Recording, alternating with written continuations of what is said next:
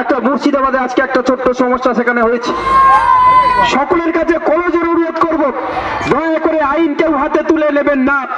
প্রিয় মুখ্যমন্ত্রী মমতা বন্দ্যোপাধ্যায় আছেন, আপনার বাবা দাদাদের কবরস্থান রক্ষা করার দায়িত্ব যেমন আপনাদের তেমন আমাদের সকলের। ওয়াকফ সম্পত্তি কারোর বাপের সম্পত্তি নয়, ওয়াকফ সম্পত্তি একটা সম্প্রদায়ের সম্পত্তি। সেই সম্প্রদায়ের সম্পত্তির দিকে যদি কেউ চোখ তুলে তাকায়, তার চোখ যেমন উপড়ে নেবেন, হাত তেমন ভেঙে দেবেন, একথা নিশ্চিতভাবে আপনাদেরকে দায়িত্ব দিয়ে বলতে পারি। আপনারা সবাই লক্ষ্য রেখেছেন, এই সরকার দায়িত্বে আসার পরে 2014 সালের পরে একটার পর একটা তারা একদিকে রেলটাকে বেসরকারীকরণ করতে চেষ্টা করেছে। আজকের দিনে দাঁড়িয়ে বিমান কোম্পানিগুলিকে, বিমান সংস্থা যেটা ছিল সেটা বেসরকারীকরণ করতে চলেছে। আমাদের এয়ারপোর্টগুলো বেসরকারীকরণ করা হয়েছে। একটার পর একটা ভারত মায়ের যে অলংকার, সে অলংকার একটার পর একটা তারা বিক্রি করতে চাইছে। অবশেষে তারা ওয়াকফ সম্পত্তির দিকে লক্ষ্য দিয়েছে। আমরা শিক্ষিত মানুষদেরকে সংসদে পাঠাই, তবে আমাদের এমপি বাপি হালদার যেভাবে মন্তব্যগুলো করেছেন তাতে মনে হয় না ওনার শিক্ষাগত যোগ্যতা কতটা আছে। কারণ উনি ওয়াকফ বিল নিয়ে যেভাবে জনসভাতে উস্কানিমূলক এবং প্ররোচনামূলক বক্তব্য রাখছেন, এক্ষেত্রে সমাজের বিভিন্ন জায়গায় সমস্যা হতে পারে, আর তার জন্য দায়ভার হবে এই বাপি হালদার। আর সম্মানীয় বাপি হালদারকে বলবো, ওনার যদি দম থাকে এই ওয়াকফ বিল নিয়ে ওনার এই বক্তব্যগুলো লিখিত আকারে লোকসভা স্পিকারের কাছে জমা দিক, দেখি ওনার সংসদ পদ কতক্ষণ টিকে থাকে।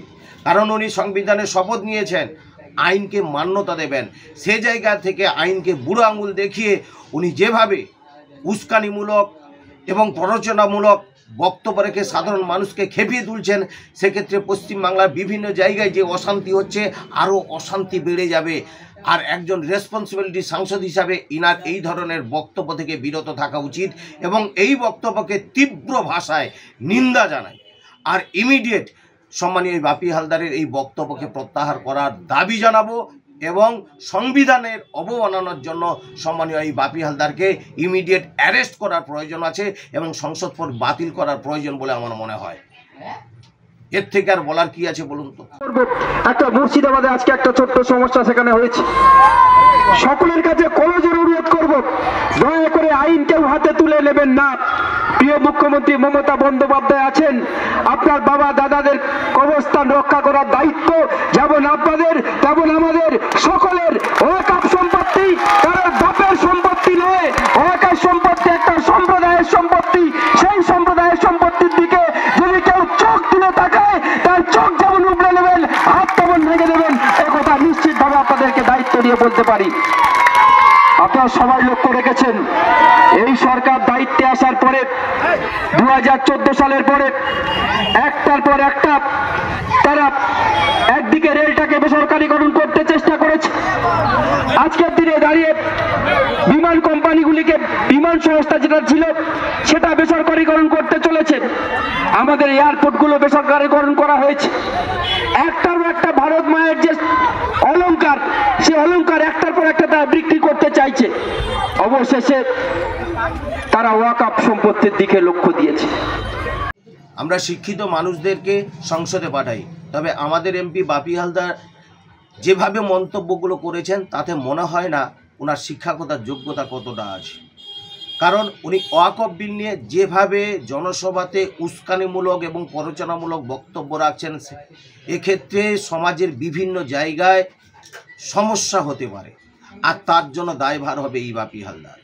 আর সম্মানীয় বাপি হালদারকে বলবো, ওনার যদি দম থাকে এই ওয়াকফ বিল নিয়ে ওনার এই বক্তব্যগুলো লিখিত আকারে লোকসভা স্পিকারের কাছে জমা দিক, দেখি ওনার সংসদ পদ কতক্ষণ টিকে থাকে। কারণ উনি সংবিধানে শপথ নিয়েছেন আইনকে মান্যতা দেবেন, সে জায়গা থেকে আইনকে বুড়ো আঙুল দেখিয়ে উনি যেভাবে উস্কানিমূলক এবং প্ররোচনামূলক বক্তব্য রেখে সাধারণ মানুষকে খেপিয়ে তুলছেন, সেক্ষেত্রে পশ্চিমবাংলার বিভিন্ন জায়গায় যে অশান্তি হচ্ছে আরও অশান্তি বেড়ে যাবে। আর একজন রেসপন্সিবিলিটি সাংসদ হিসাবে ইনার এই ধরনের বক্তব্য থেকে বিরত থাকা উচিত এবং এই বক্তব্যকে তীব্র ভাষায় নিন্দা জানাই। আর ইমিডিয়েট সম্মানীয় বাপি হালদারের এই বক্তব্যকে প্রত্যাহার করার দাবি জানাবো এবং সংবিধানের অবমাননার জন্য সম্মানীয় এই বাপি হালদারকে ইমিডিয়েট অ্যারেস্ট করার প্রয়োজন আছে এবং সংসদ ভোট বাতিল করার প্রয়োজন বলে আমার মনে হয়। এর থেকে আর বলার কি আছে বলুন তো। একটা মুর্শিদাবাদে আজকে একটা ছোট্ট সমস্যা সেখানে হয়েছে, সকলের কাছে করজোড়ে অনুরোধ করব, দয়া করে আইন কেউ হাতে তুলে নেবেন না। প্রিয় মুখ্যমন্ত্রী মমতা বন্দ্যোপাধ্যায় আছেন, আপনার বাবা দাদাদের কবরস্থান রক্ষা করার দায়িত্ব যেমন আপনাদের তেমন আমাদের সকলের। ওয়াকফ সম্পত্তি কারোর বাপের সম্পত্তি নয়, ওয়াকফ সম্পত্তি একটা সম্প্রদায়ের সম্পত্তি। সেই সম্প্রদায়ের সম্পত্তির দিকে যদি কেউ চোখ তুলে তাকায়, তার চোখ যেমন উপড়ে নেবেন, হাত তেমন ভেঙে দেবেন, একথা নিশ্চিতভাবে আপনাদেরকে দায়িত্ব দিয়ে বলতে পারি। আপনারা সবাই লক্ষ্য রেখেছেন, এই সরকার দায়িত্বে আসার পরে 2014 সালের পরে একটার পর একটা তারা একদিকে রেলটাকে বেসরকারীকরণ করতে চেষ্টা করেছে। আজকের দিনে দাঁড়িয়ে বিমান কোম্পানিগুলিকে, বিমান সংস্থা যেটা ছিল সেটা বেসরকারীকরণ করতে চলেছে। আমাদের এয়ারপোর্টগুলো বেসরকারীকরণ করা হয়েছে। একটার পর একটা ভারত মায়ের যে অলংকার, সে অলংকার একটার পর একটা তারা বিক্রি করতে চাইছে। অবশেষে তারা ওয়াকফ সম্পত্তির দিকে লক্ষ্য দিয়েছে। আমরা শিক্ষিত মানুষদেরকে সংসদে পাঠাই, তবে আমাদের এমপি বাপি হালদার যেভাবে মন্তব্যগুলো করেছেন তাতে মনে হয় না ওনার শিক্ষাগত যোগ্যতা কতটা আছে।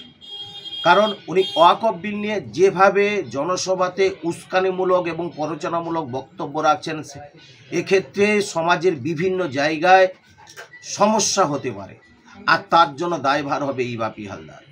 আর সম্মানীয় বাপি হালদারকে বলবো, ওনার যদি দম থাকে এই ওয়াকফ বিল নিয়ে ওনার এই বক্তব্যগুলো লিখিত আকারে লোকসভা স্পিকারের কাছে জমা দিক, দেখি ওনার সংসদ পদ কতক্ষণ টিকে থাকে।